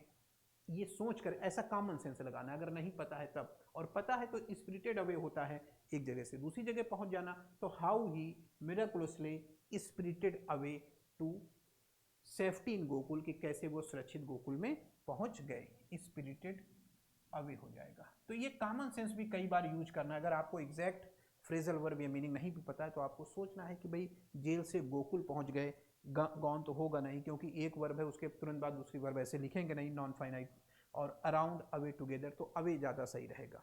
आगे आते हैं अगला क्वेश्चन, हाउ इन फैंसी, कैसे, ही किल्ड ए, उन्होंने मारा, who try to poison him with her breast milk, जो उनको अपने दूध के माध्यम से जहर देना चाहती थी। गॉड, गॉड ईश्वर को तो मारेंगे नहीं, शैतान होगा, डेमोन राक्षस, या डेमोनिस माने राक्षसी, तो भाई दूध पिला रही थी और दूध पिला करके मारना चाहती थी, तो राक्षस तो नहीं सर, राक्षसी ही होगी। तो इस तरीके से ये कॉमन सेंस यहाँ यूज करना है, और डेमोनिस आंसर लेना है B. How he killed a demoness, एक राक्षसी को उन्होंने मारा। Who try to poison him with her breast milk. आगे आइए, how he lifted up mount Govardhan, कैसे उन्होंने लिफ्ट अप माने उठा लेना, फ्रेजल वर्ब है, माउंट गोवर्धन को उठाया। टू शेल्टर हिज पीपुल, अपने लोगों को शरण देने के लिए। फ्रॉम ए, किस चीज से बचाना चाह रहे थे, that would have drown them, जो उनको डुबो रहा था, तो किस चीज से बचा रहे थे जो उनको डुबो रहा था, भूकंप से, सूखा, ड्रॉट माने सूखा होता है, सूखे से, स्नोफॉल बर्फबारी से, या डिलज, डिलज माने होता है फ्लड, बाढ़, बाढ़ से, यही ऑप्शन हो जाएगा। आपने सबने कहानी पढ़ी होगी कि जो बारिश हो रही थी उससे बचाने के लिए गोवर्धन पर्वत उन्होंने उठा लिया था। तो डिलज हो जाएगा कैसे वो बारिश या बाढ़ से बचाने के लिए लोग डूब न जाएं, उन्होंने गोवर्धन पर्वत उठाया। सिंपल था, मीनिंग के आधार पर बड़े आसानी से आप कर सकते थे। आगे आइए, अब पैसेज है, और मैंने पहले भी आपको जो क्लासें ली हैं उसमें बताया है कि पैसेज को करने के लिए क्या टेक्निक होनी चाहिए। हमारी सिंपल टेक्निक है कि पैराग्राफ को पहले मत पढ़िए, पहले एक बार क्वेश्चन को देखिए ताकि आपको एक अंदाजा लगे, एक आइडिया लगे कि आखिर क्वेश्चन क्या है, देन आप मूव करिए पैराग्राफ में। ठीक है, तो चलिए, पैराग्राफ काफी लेंदी है, आप देख रहे होंगे, 1 2 और फिर यहाँ पे आके होता है। क्वेश्चन देख लेते हैं। पहला क्वेश्चन है which sentence is not true according to the passage. कौन सा ट्रू नहीं है? तो कौन सा ट्रू नहीं है, पढ़ने की आवश्यकता नहीं है। क्या पता नहीं क्या दिया हुआ है। तो जब तक पैराग्राफ नहीं पढ़ेंगे तब तक ऐसा क्वेश्चन हम लोग नहीं पढ़ते हैं, इसमें टाइम नहीं वेस्ट करते, छोड़िए इसको, आगे बढ़ते हैं। 32 the purpose of this passage. इस पैसेज का पर्पज क्या है?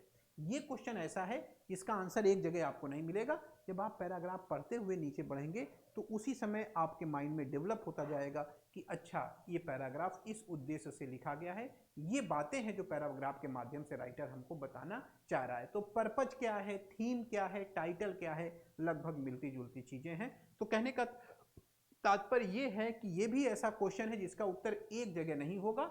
पैराग्राफ को पूरा आप शुरू से लेकर लास्ट तक पढ़ेंगे तो आपको क्लियर हो जाएगा, अपने आप समझ में आ जाएगा। लेकिन हाँ, माइंड में रखना है कि ये क्वेश्चन है जिसमें पर्पज पूछा गया है, तो हम पढ़ते समय इसको माइंड में रखेंगे। चलिए, तो पर्पज हो गया, उसको भी छोड़िए। As per the passage which country has the highest yield of rice per hectare. Factual question है, कौन सा देश ऐसा है जिसमें चावल का उत्पादन पर हेक्टेयर सबसे ज्यादा है? पढ़ेंगे तो देखेंगे। आगे आइए, as per the passage what is the main cause of decline in the income of farmer. Farmer की इनकम में गिरावट का मुख्य कारण क्या है? माने सबसे ज्यादा चावल कहाँ उत्पादन हो रहा है और किसानों की इनकम में गिरावट का मुख्य कारण क्या है? और what does the author suggest to enhance the income of the farmer.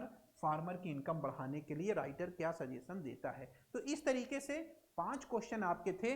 पहला क्वेश्चन ट्रू और फॉल्स से रिलेटेड था, उसको माइंड में नहीं रखना है। दूसरा क्वेश्चन था आपका पर्पज, ये माइंड में है। चलो भाई, पर्पज क्या हो गया? सबसे ज्यादा चावल का उत्पादन कहाँ होता है, किसानों की आमदनी में गिरावट का क्या कारण है, और राइटर क्या सजेशन देता है फार्मर की इनकम को इंक्रीज करने के लिए।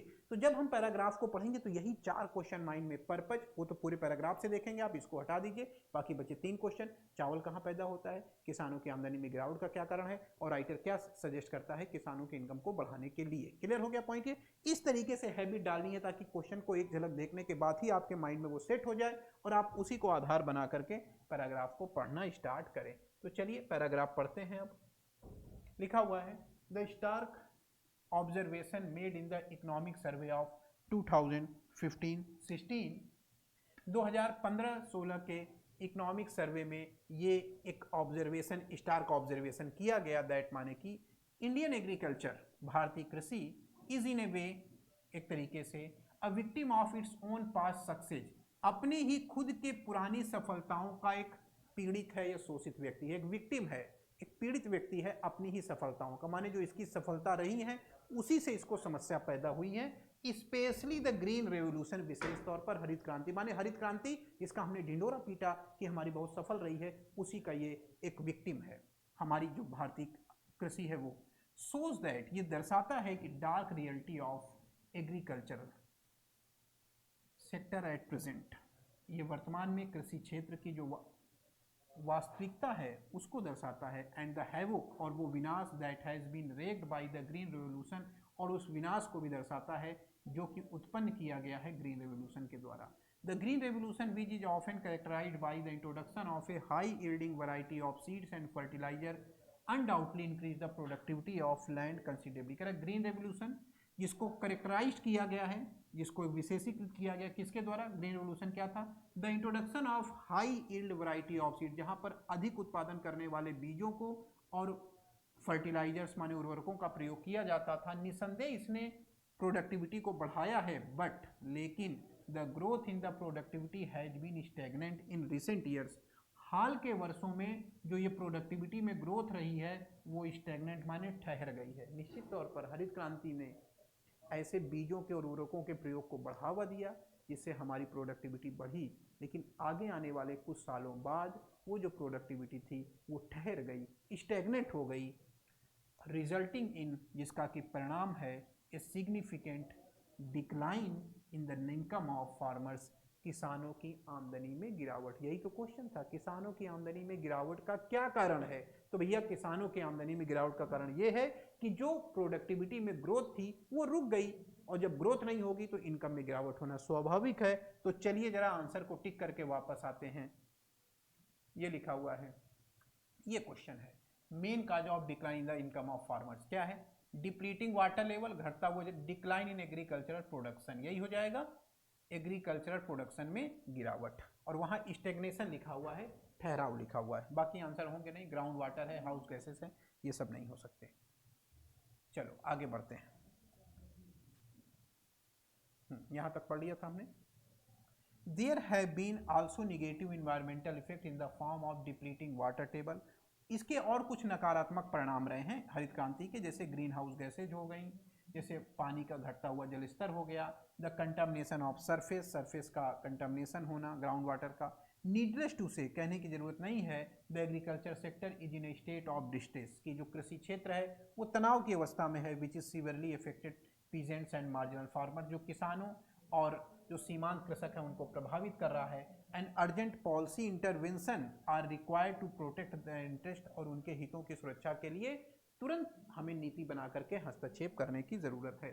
आप कहेंगे सर पढ़ते क्यों जा रहे हैं? पढ़ते भैया इसलिए जा रहे हैं क्योंकि जो क्वेश्चन हमने माइंड में लिया है कि सबसे ज़्यादा चावल कहाँ उत्पादन होना है, राइटर क्या सजेशन दे रहा है, ये दो क्वेश्चन का आंसर अभी तो हमें मिला नहीं है, तो हम पढ़ते हुए आगे बढ़ते जा रहे हैं। पर्पज क्या है वो आप माइंड में रखिएगा। अभी उसने हरित क्रांति के निगेटिव इंपैक्ट बता रहा है कि हरित क्रांति के नकारात्मक परिणाम क्या हुए।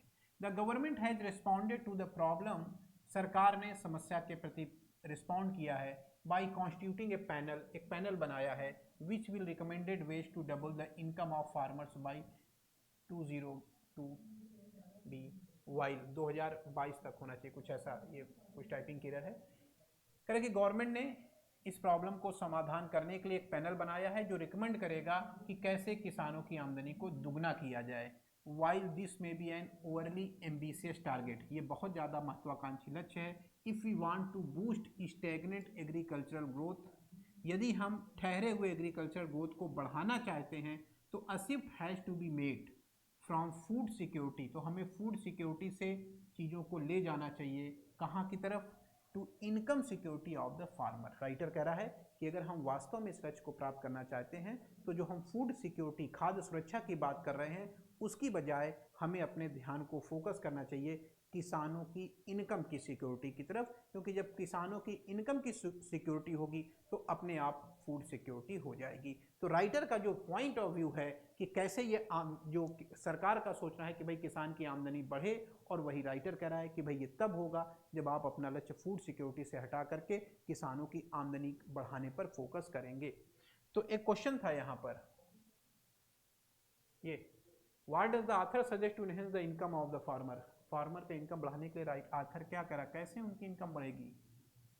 Constitute a panel to suggest ways to double the income, give subsidies on water, provide income security to the farmers. यही तो उसने कहा कि किसानों को इनकम सिक्योरिटी दिया जाए।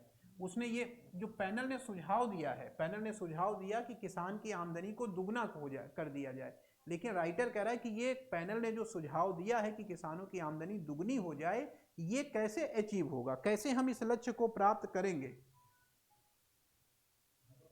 इस चीज को समझना है कि कई बार हम गलत आंसर टिक कर देते, कुछ लोग इसमें आंसर ए टिक करेंगे कि भाई पैनल गठित कर दिया गया, उसने दुगने, अरे भाई पैनल सुझाव दे रहा है कि किसानों की आमदनी को दुगना किया जाए, लेकिन ये होगा कैसे, किसानों की आमदनी दुगनी होगी कैसे?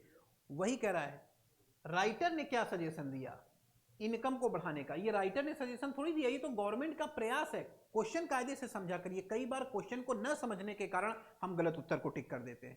क्वेश्चन ये नहीं कह रहा कि सरकार ने क्या किया, सरकार ने पैनल गठित किया है कि किसानों की आमदनी को डबल, उस पैनल ने सुझाव दिया कि किसानों की आमदनी डबल कर दी जाए। ये राइटर ने थोड़ी किया, ये तो उस पैनल ने किया, सुझाव दिया जो कि गवर्नमेंट ने बनाया था। राइटर क्या सुझाव दे रहा? क्वेश्चन है what does the author suggest, कायदे से पढ़िए, what does the author suggest, author क्या सजेशन दे रहा है इनकम डबल करने के लिए? तो ऑथर कह रहा है कि जो पैनल गठित हुआ है जिसमें किसानों की आमदनी को डबल करने की बात की गई है। लेकिन ये वास्तव में तब होगा जब हम फूड सिक्योरिटी से, जो हमारा माइंडसेट फूड सिक्योरिटी को लेकर चल रहा है, उससे हम शिफ्ट हो करके कहाँ जाएंगे, इनकम सिक्योरिटी की तरफ। जब हम किसानों के इनकम की सिक्योरिटी की बात करेंगे तो ही जाकर के हम इन चीज़ों को कर सकते हैं। तो इस हिसाब से जो डी ऑप्शन है, provide income security to the farmers, ये राइटर का पॉइंट ऑफ व्यू है, राइटर का सजेशन है, इसलिए आंसर डी होगा। ए इसलिए नहीं होगा क्योंकि ये आथर का सजेशन नहीं है, ये गवर्नमेंट ने इस काम को किया है जिसका मेंशन राइटर ने अपने पैराग्राफ में किया है। तो इसलिए क्वेश्चन को समझना बड़ा जरूरी होता है कि क्वेश्चन पूछा क्या जा रहा है। चलो आगे आइए। However, there are many hurdles that have been crossed. कैसे क्या किया जाए उसकी चर्चा की गई। बहुत सारी बाधाएं हैं जिनको पार करना है if we want to achieve this objective, यदि हम उस लक्ष्य को प्राप्त करना चाहते हैं। The first major barrier overcome is declining productivity. पहला जो बैरियर है उसको जो हमें ओवरकम करना है वो है कि हमारी प्रोडक्टिविटी घट रही है, उस पर काम करें। Data from 2013 reveal that India average yield of cereals per hectare is far less than that of many countries, कि भारत की जो उत्पादकता है प्रति हेक्टेयर में वो काफ़ी कम है बहुत सारे देशों से, including several low income country, जिसमें कई निम्न आमदनी वाले देश हैं। But the difference is huge when compare to China. लेकिन जब हम चाइना की बात करते हैं तो ये अंतर बहुत ज़्यादा है। उदाहरण के लिए आवर एवरेज यील्ड पर हेक्टेयर इज 39%, हमारा पर हेक्टेयर एवरेज 39% है, दैट ऑफ चाइना, चाइना की तुलना में। एंड चावल की बात करें तो ये 46% है। For rice this figure is 46। Even Bangladesh, Vietnam and Indonesia far better than India, माने कि बांग्लादेश, इंडोनेशिया और ये भी भारत से बेहतर स्थिति में है। चाइना तो बहुत आगे है लेकिन बांग्लादेश, वियतनाम और इंडोनेशिया भी भारत से बेहतर स्थिति में है in case of rice yield, चावल उत्पादन के मामलों में। Further there is a huge inter regional variation, काफ़ी ज़्यादा अंतर है, क्षेत्रीय अंतर भी है। Wheat and rice yield from Haryana and Punjab is much higher than from the other state, माने भारत के अंदर भी काफ़ी विविधता है। पंजाब हरियाणा में जो उत्पादकता है वो भारत के अन्य राज्यों की तुलना में काफ़ी ज़्यादा है। आगे आइए। In order to cross the declining productivity barrier, ये जो प्रोडक्टिविटी घट रही है इसको क्रॉस करने के लिए there is need to herald a rainbow revolution. हमें अब ग्रीन रेवोल्यूशन नहीं चाहिए बल्कि रेनबो रेवोल्यूशन चाहिए इस पर, इस समस्या का समाधान करने के लिए। By making a shift from wheat rice cycle, जो अभी हम गेहूं चावल पे फोकस कर रहे हैं, इससे शिफ्ट करें अदर सीरियल्स एंड पल्सेज, अन्य अनाज और दालों पर, माने हम इन पर भी फोकस करें।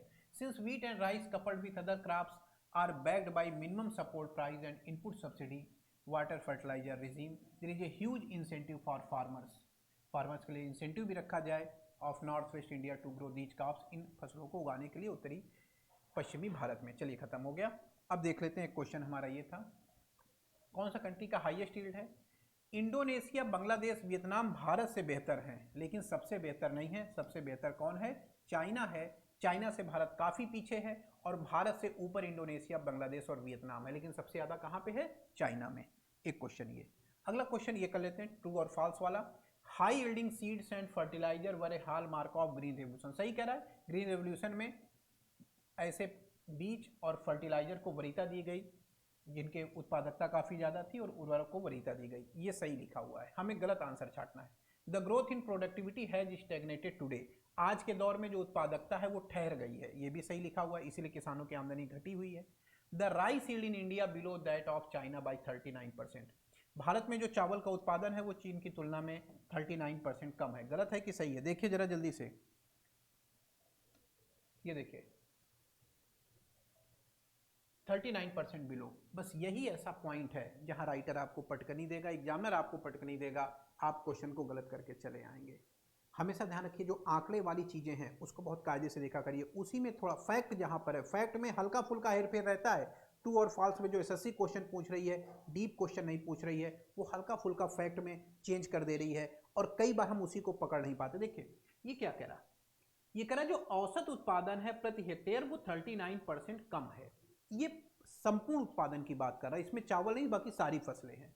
और कह रहा एंड फॉर राइस, और अगर हम चावल की बात करें तो ये फिगर 46% है। तो चावल के मामले में 46% कम है, सारी फसलों को लेते हैं तो 39% है। अब आइए आप जरा यहां पर देखिए क्या लिखा हुआ है, ये कह रहा है the rice yield in India, ये चावल की बात कर रहा है, तो राइस के मामले में 39 नहीं होगा, राइस के मामले में कितना है, 46% है। तो इस हिसाब से ये जो सी पॉइंट लिखा हुआ है यही गलत है। तो आप समझ पाए, ट्रू फॉल्स में बहुत दिक्कत नहीं है, बहुत कायदे से देखना है, जहां फैक्चुअल चीजें हैं उसी में हेर फेर करके आपको मिलेगा और आप ध्यान देंगे तो बड़े आसानी से कर सकते हैं। चलो भाई, सब कुछ हो गया। अब आते हैं पर्पज ऑफ दिस पैसेज। क्या समझे इस पर्पज, इसका पैसेज? भारतीय कृषि की अन्य देशों से तुलना हो रही है। Suggest measure for improving the farmers lot, कैसे किसानों को बढ़ाया जाए उसका उपाय बता रहा है। Express the anguish of farmer, किसानों के रोष को व्यक्त कर रहा है। Talk about the consequences of green revolution, या हरित क्रांति के जो परिणाम हैं उनके बारे में बात कर रहा है।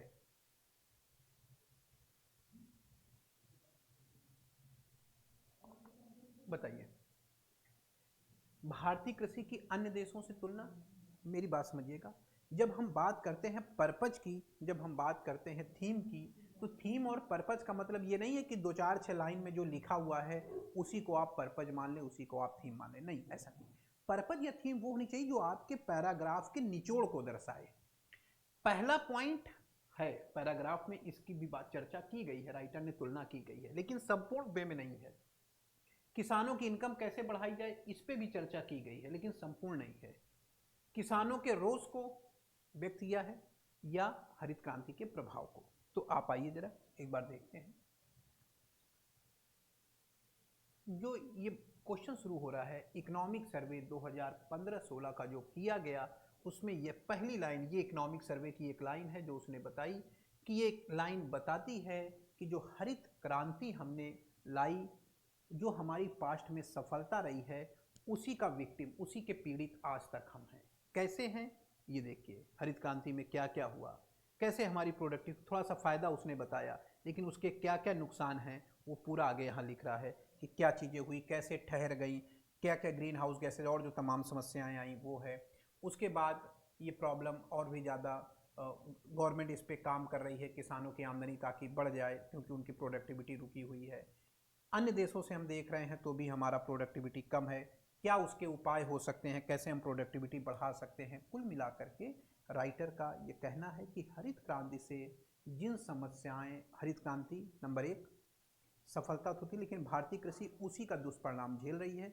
उससे बहुत सारी समस्याएं हमारे सामने आई हैं और उन समस्याओं का क्या क्या समस्याएं हैं और उनका क्या समाधान हम कर सकते हैं, तो एक आध समाधान की चर्चा की गई है। तो कुल मिला के ये जो पैराग्राफ है ये इर्द गिर्द घूम रहा है कृषि आधारित समस्याओं के, जो ग्रीन हरित क्रांति थी उसके जो परिणाम हैं उसकी चर्चा करता है कि भाई जो उसके नकारात्मक परिणाम हमारे सामने आए हैं, कैसे अब हम उसको ओवरकम करें, कैसे किसानों की आमदनी बढ़ाएं, कैसे उत्पादकता बढ़ाएं, ये जो उसके परिणाम हैं कैसे उसको हम ओवरकम करें। तो ये पैराग्राफ ग्रीन रेवोल्यूशन के जो कॉन्सिक्वेंसेज हैं उसको फोकस करके बात करता है। तो ये ज़्यादा सटीक ऑप्शन 32 का आपका डी हो जाएगा। ठीक है, चलो। और आपने देखा कि कैसे हमने इस पूरे पैराग्राफ को फिनिश कर लिया। इसी टाइप से आपको करना है, पैराग्राफ में पहले क्वेश्चन पढ़ना है, क्वेश्चन को एनालाइज मन में रखना है, आदत डालिए, अभी से प्रैक्टिस करिए। जब आप प्रैक्टिस करेंगे तो आपकी आदत पड़ जाएगी, क्वेश्चन देखते ही आपके माइंड में सेट हो जाएगा और फिर उसी हिसाब से आप पैराग्राफ को जब पढ़ेंगे तो आपके लिए चीज़ें काफ़ी आसान हो जाएंगी और मुझे नहीं लगता कि कोई क्वेश्चन आपका छूटेगा। बहुत टेक्निकल हो तो अलग की बात है। चलिए, तो आज का सेशन यहीं रखते हैं। ये सेट हमारा 16 था, इसी तरीके का सेट हम लोग कंटिन्यू रखेंगे। आज फ्राइडे है, मैं आपको फिर से बता दूं, सैटरडे को हमारी कोई क्लास नहीं रहती है, सैटरडे को मैं ऑफ रखता हूं, तो कल प्रैक्टिस सेशन की क्लास नहीं रहेगी। संडे को मैं आपको एक स्पेशल क्लास दूंगा, वो क्लास हमारी डाउनलोड हो जाएगी। मंडे से फिर हमारी क्लासें अपने टाइम पे एज यूजुअल चलेंगी। तो बहुत बहुत धन्यवाद आप सभी लोगों का हमारे साथ जुड़े रहने के लिए, इस चैनल को अपना प्यार और सहयोग देने के लिए। एक बार मैं फिर से बता दूं, ये जो कुछ मैं आपके साथ डिस्कस कर रहा हूं, ये सारा मटेरियल PDF और PPT दोनों फॉर्मेट में हमारे टेलीग्राम चैनल, लिंक नीचे दिया है जिसका नाम है इंग्लिश बाय विशाल पांडे, उस पर अवेलेबल है। आप उसको ज्वाइन कर सकते हैं और वहाँ से सारा मटेरियल प्रिंट फॉर्म में पा सकते हैं। चलिए, एक बार फिर से आपका बहुत बहुत धन्यवाद।